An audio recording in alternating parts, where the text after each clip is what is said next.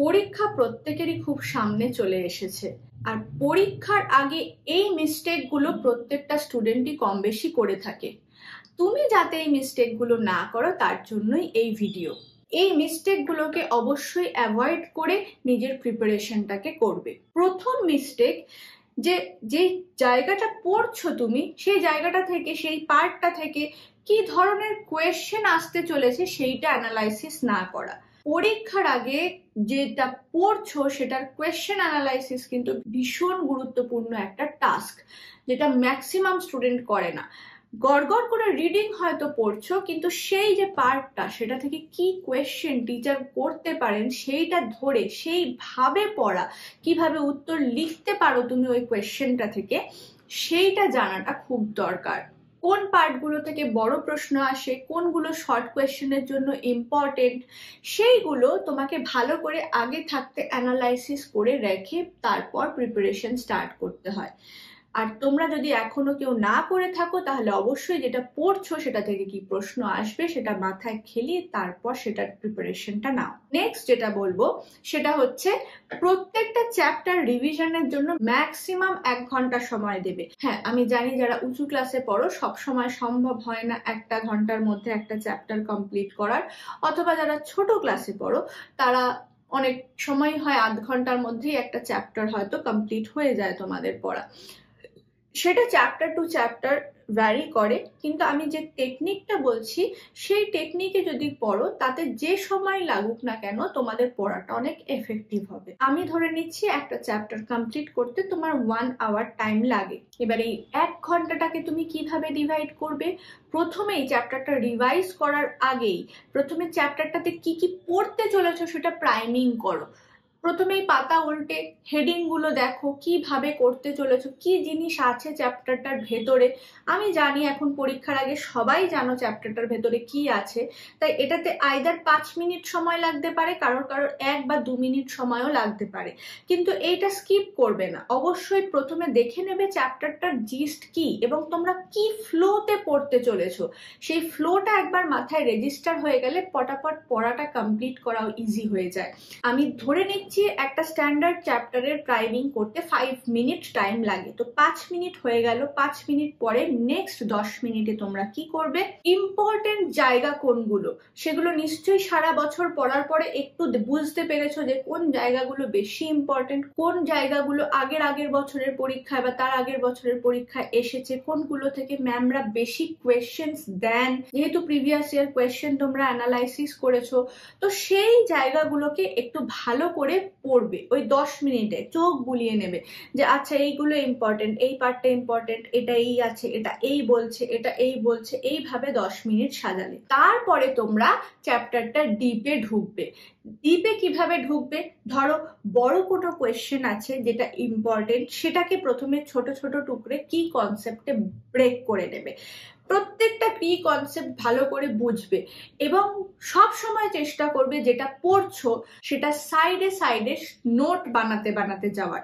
এবার পরীক্ষার আগে তোমাকে নিশ্চয়ই খুব দারুণ নোট বানাতে হবে সেটা নয়, কিন্তু নোট মানে বলছি আমি কি পড়ছো সেটার ফ্লো চার্ট হিসেবে বা কিওয়ার্ড গুলো লিখতে যাওয়া। এর ফলে তোমার ব্রেন খুব অ্যাক্টিভ থাকে এবং তুমিও পড়াটার সাথে খুব বেশি এনগেজ ফিল করতে থাকো। এবার সেটা ফ্লো চার্ট হতে পারে, পয়েন্টার হতে পারে, মাইন্ড ম্যাপ হতে পারে, যাই হোক না কেন পাশে রাফ শিট রাখবে এবং সেটা সঙ্গে সঙ্গে যখনই পড়বে তার সাথে সাথে লিখতে যাবে, করতে যাবে।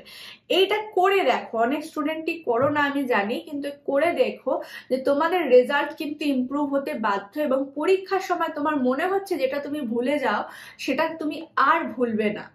এইটা দারুণ এফেক্টিভ একটা ট্রিক্স।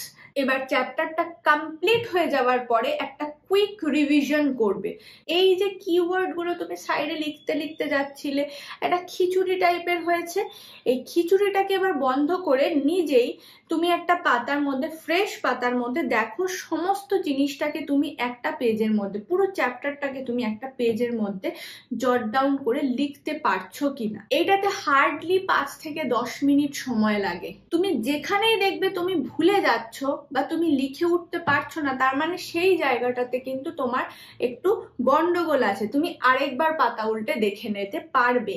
একটা সুপার কনডেন্স নোট বানানোটা কিন্তু অনেকেই করো না। ম্যাক্সিমাম স্টুডেন্ট শুধু পড়তে পড়তে পড়তে পড়তে চলে যায়, লাস্টে গিয়ে পরীক্ষার সময় মনে হয় সবই তো ভুলে গেছি। এই জিনিসটা কখনোই হবে না। যেইটুকু পড়ছো সেইটুকু যাতে তুমি পারফেক্টলি লিখে আসতে পারো, তার জন্য এই টেকনিকটা সব থেকে বেস্ট। যা পড়লে বন্ধ করে এবার রিভিশন টাইম। এই রিভিশনে ফার্স্টেই তুমি তোমার ফ্লো চার্ট, মাইন্ডে যা আছে চ্যাপ্টারটা থেকে যা পড়েছো সেগুলো বলতে বলতে আর ছোট ছোট আকারে লিখতে লিখতে কনডেন্স একটা নোট বানাতে বানাতে যাও। এবারে চ্যাপ্টারটা শেষ হলো। এইভাবে বাকি সমস্ত চ্যাপ্টার্স তোমরা ধীরে ধীরে করবে। যেই চ্যাপ্টার মনে হচ্ছে একটু কম ইম্পর্টেন্ট সেটাকে 1 ঘন্টা রাখার জায়গায় 45 মিনিট 40 মিনিটসে কভার করো। যেই চ্যাপ্টারগুলো মনে হচ্ছে অনেক বেশি ওয়েটেজ, অনেক বেশি কোয়েশ্চেন ওই চ্যাপ্টারগুলো থেকে আসে, সেটাকে 1 ঘন্টার জায়গায় 1 ঘন্টা 15 মিনিট করো, 1.5 ঘন্টা দাও। বাট তোমরা এইভাবে এই প্রসেসেই সমস্ত চ্যাপ্টারগুলো তাড়াতাড়ি করে কমপ্লিট করো। নেক্সট ভুল যেটা করো সেটা হচ্ছে তোমরা কোনো প্ল্যান বানাও না। তাই অবশ্যই আমি বলবো একটা ক্যানভান বোর্ড বানাও। ক্যানভান বোর্ডের মধ্যে তোমাদের কি কি করণীয়, কি কি জিনিস তোমাদের করতে হবে সেটার একটা লিস্ট থাকে, কি কি জিনিস তোমরা করছো এখন সেটার একটা লিস্ট থাকে, আর কি কি জিনিস করা হয়ে গেছে ডান সেটার একটা লিস্ট থাকে। মানে একটা টু ডু, ডুইং আর একটা ডান। এইভাবে একটা যদি ক্যানভানের বোর্ড বানাও, তোমার সামনে সব সময় ভিজুয়াল থাকবে যে কোন চ্যাপ্টারগুলো তোমাকে পড়তে হবে, কোন চ্যাপ্টারগুলো তোমার শেষ হয়ে গেছে, কোন পিওয়াইকিউ গুলো করতে হবে, এখন কোন চ্যাপ্টারের টেস্ট পেপার সলভ করতে হবে, সমস্ত কিছু তোমার চোখের সামনে ক্লিয়ার। অ্যাটলিস্ট একটা রুটিন পরীক্ষার আগে যেন সবার সামনে থাকে।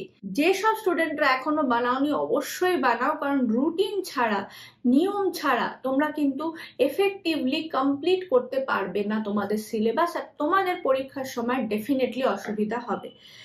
যারা যারা এখনো পরীক্ষার রুটিন সম্পর্কে কিভাবে পড়বে সেটা সম্পর্কে জানো না, তারা আমার আগের ভিডিওটা অবশ্যই দেখে নিও, কিভাবে রুটিন সেট করবে, তোমরা কিভাবে পরীক্ষার আগে পুরো সিলেবাসটাকে কভার করবে তার উপরেই আমি ভিডিওটা বানিয়েছি। এবার নেক্সট এবং লাস্ট যেটা ভুল তোমরা সবাই করো, তোমরা কি করো যে পরীক্ষার আগে প্রচুর পড়বো, আমরা দিন রাত পড়ে একদম সিলেবাস কভার করে দেবো। এইটার চক্করে সকাল থেকে একদম এমন ভাবে পড়তে শুরু করো যে মাঝখানে গিয়ে তোমরা হাঁপিয়ে যাও মাথায়। এবার তারপরে যে রিডিং কি পড়ে যাচ্ছ মাথায় কিছুই আর ঢুকছে না, পুরো এক্সস্টেড। এইটা যেন না হয়। অবশ্যই যা পড়ছো পড়ার মাঝে মাঝে ব্রেক দেবে।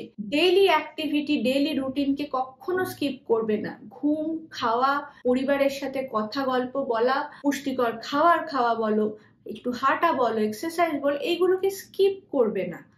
এগুলো যদি স্কিপ করো তাহলে তোমরা এফেক্টিভলি পড়াটা করতে পারবে না।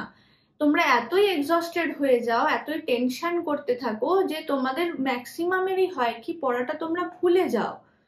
মনে হচ্ছে তুমি অনেকক্ষণ পড়ছো, মনে হচ্ছে আমি তো পড়ে ফেললাম 10 ঘন্টা, কিন্তু 10 ঘন্টার মধ্যে এফেক্টিভলি তুমি কতটা পড়েছো? 10 ঘন্টা যেটা পড়েছো সেটা 10 ঘন্টায় যেটা কাজে লেগেছে কি, মনে রাখতে পারছো কি, সবটাই কি পরীক্ষার সময় যেটা দেবে পরীক্ষার হলে কোয়েশ্চেনে সেটা তুমি করে আসতে পারবে? তো সেটা যদি না হয় তাহলে অবশ্যই নিজেকে চেক করো, এক্সস্টেড হয়ে পড়াশোনা করো না। তোমাদের সবার পরীক্ষা খুব ভালো হবে।